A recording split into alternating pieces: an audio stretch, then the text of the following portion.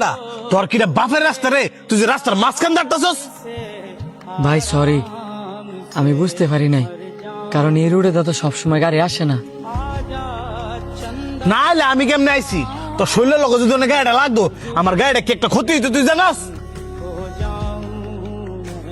ভাই আমি সত্যি খেয়াল করি নাই। তো বেখেয়ালি মূল্য রাস্তা দাঁড়স করে গরম হয়ে থাকতে রস না? কিছু কইলাম না আজকা।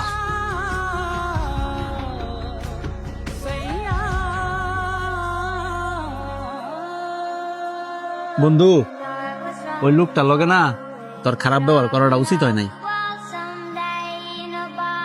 আমিও তোরে সেম কথা কমু, এই লোকটার লগে তোর খারাপ ব্যবহার করা উচিত হয় না। তুই একটা জিনিস খেয়াল করছস, ওই লোকটারে দেখে মনে হইছে ওই লোকটা অনেক পেরেশানিতে আছে। আর মানুষ যদি পেরেশানিতে থাকে একটু বেখেয়ালি লিব, এটাই তো স্বাভাবিক। তোর একটু রাগ বেশি, এটা আমিও মানি। তাই বললে তো সব জায়গার মধ্যে রাগ কাটাবি, এটা কিন্তু মানা যায় না। আর আল্লাহ পাক কিন্তু রাগী মানুষকে পছন্দ করে না। আমি আমার ভুলটা বুঝতাম পারছি, এখন তাইলে আমি কি করবো? কি করবি মানে? ওই লোকটা যদি তোরা মাফ না করে, আল্লাহও তোরা মাফ করতো না। এখন তোর উচিত ওই লোকটার কাছে কি মাফ চাওয়া।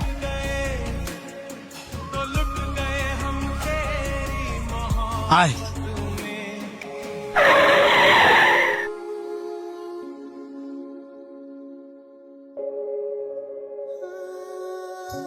ভাই আপনারা আবার আইলেন যে, আমি কি আবার কোনো ভুল করছি?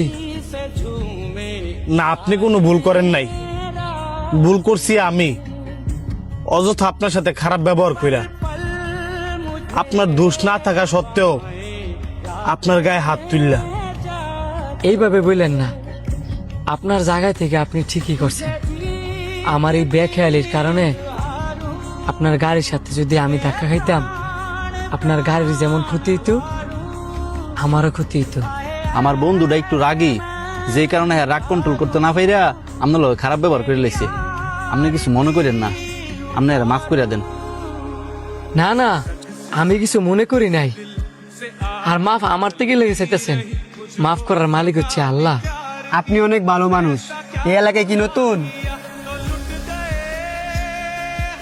যে এলাকায় নতুন, ওই ব্যাংক কলোনিতে আমরা বাসা নিছি।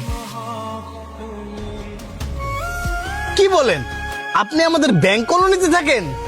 আমাদের সবার বাসা তো ব্যাংক কলোনিতে। আর আপনি যেহেতু আমাদের এই যে চলেন আজকে আমরা বন্ধু হয়ে যাই। কি সৌভাগ্য আমার, আস্তে নাস্তে 3টা বন্ধু হয়ে লাইছি।